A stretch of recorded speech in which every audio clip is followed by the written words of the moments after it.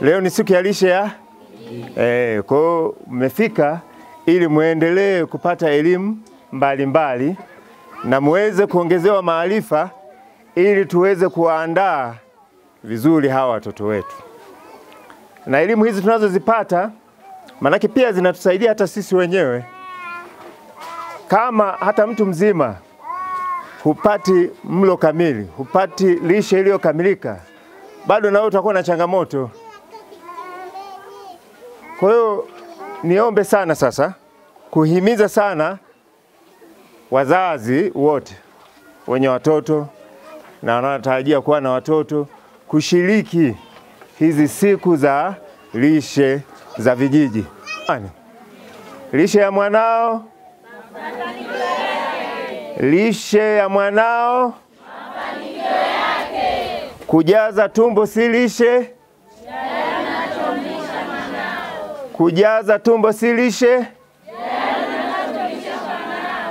Basi mimi naamini sasa wote tutakuwa tumeelewa vizuri. Kitu cha muhimu ni kuzingatia haya ambayo yamefundishwa. Sasa tuwaombe sana.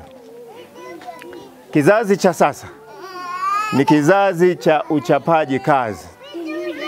Wote tunahangaika kwa ajili ya kutafuta fedha ili tujiimarishe kiuchumi. Kweli sio kweli?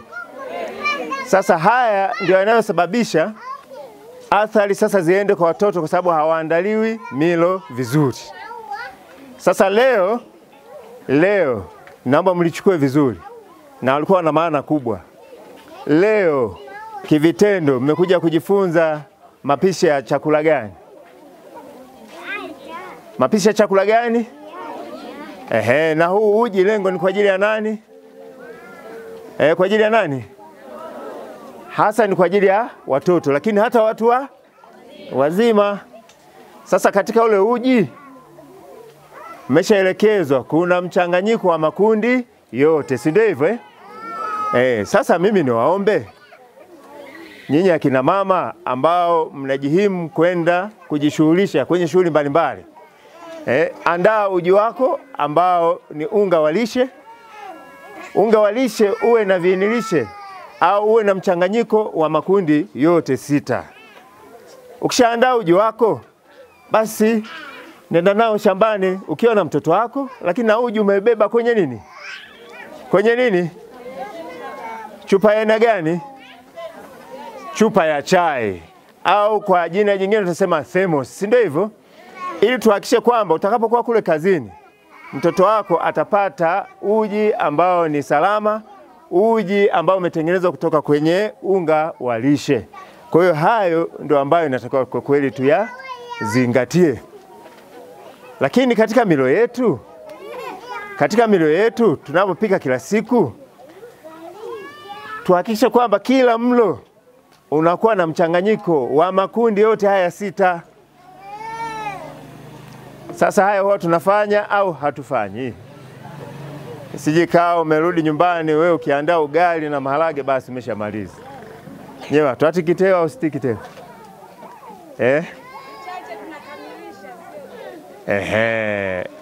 Msema ukweli ni mpenzi wa Mungu. Ndio maana kuna siku ya lishe ya kijiji. Ndio maadhimisho yake tunayafanya leo. Kwa sasa tuwaombe mnapopika chakula, nyinyi changanyeni makundi yale yote muhimu.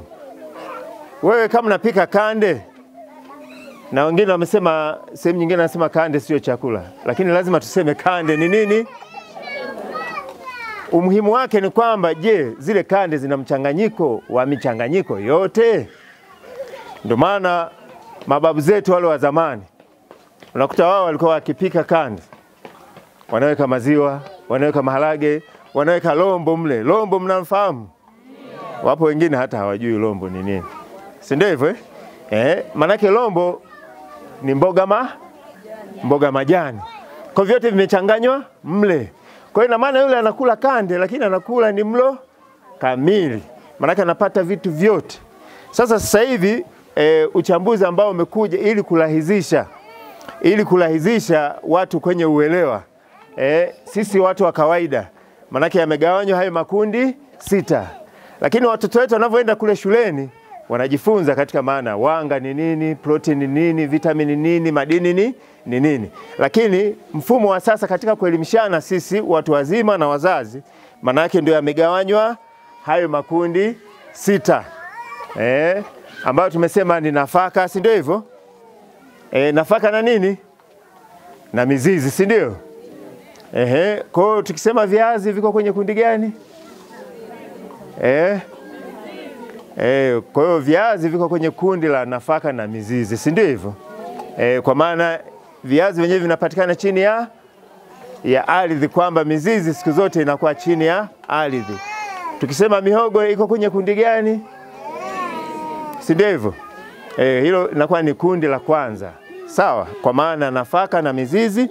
Lakini kundi la pili linakuja ni kundi la wanyama, si ndio? Wanyama mbalimbali.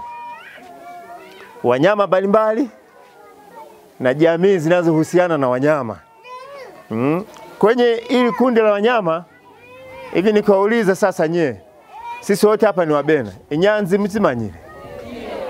Sasa inyanzi zili kundi gani? Ama kiu mkamanyire? Sasa hayo makiu yako kundi gani? Masemembe mnayafahamu? Nani anakula masemembe hapa sasa hivi? Nani anakula makiu sasa hivi? Nani anakula nyanzi? Nyanzi kwa Kiswahili ni nini? Kumbi, si ndio hivyo? Sasa unajua imefikia mahali kizazi hiki tunadharau hata aina za vyakula vingine. Lakini wazazi wetu zamani ilikuwa kumbi ndo ni sehemu ya chakula. Hayo makiu, masemembe, sawa, ilikuwa ni sehemu ya nini? Ya chakula. Na ndio maana nakuta wazee wetu wa zamani walikuwa na afya zilizo imara, ni mijitu yenye nguvu, kwa sababu walikuwa wanakula vitu mchanganyiko. Sasa siku hizi tulio wengi, kuna lugha nasema hutoka vitoka, unaona kinyaa, si ndio hivyo? Kumbe sasa hili ni kundi la wanyama, si ndio? Tunakuja kundi linalofuata, kundi la matunda kama mlivyosema nyinyi wenyewe, mboga, mikunde tumeshajadili kwa upana, na tunashukuru tena hata mtaalamu hapa amefafanua vizuri sana kuhusu uandaaji wa mbegu au tuseme soya ile inayotoka shambani. Inahitaji uangalizi au uangalifu mkubwa sana. Ninaomba hili mwe mabalozi. Ile soya kama mlivyosema, baadhi wanajua kwamba soya kabla haijaandaliwa eneo la ganda lile nabeba asilimia kiasi fulani ya sumu. Sumu ile ina madhara kwa binadamu na hata kwa wanyama. Ndio maana mmeelekezwa namna ya kuanza kuandaa ile soya mbegu, na hatimaye ili muweze kwenda kuisaga kuanza kutumia kwenye chakula. Kwa hiyo nalo la kuzingatia sana. Na sasa hii michanganyo manake kuna uwiano ambao mnaelekezwa. Kwa hiyo haya yote yanatakiwa yazingatiwe. Na kundi la mwisho manake tunasema ni sukari na nini? Na sukari, asali na nini? Mafuta, si ndivyo? Asali inaingia kwenye nini? Sukari. Sukari si kitu kitamu. Kwa hiyo kitu chochote kinachokuwa kitamu kina uhali wa usukari, si ndivyo? Kwa hiyo ndio maana unakuta tunasema miwa kundi la sukari, migagi ni kundi la sukari. Kwa hiyo tuwaombe sana sasa katika maana ya hivi vitu viweze kuzingatiwa ili tuweze kuandaa hawa watoto wetu vizuri. Lakini nitumie nafasi hii kuwapongeza sana. Hali iliyokuwepo ya udumavu sasa imeanza kubadilika, kwamba tulio wengi sasa tumeanza kuelewa. Piga makofi na vigelegele hapa.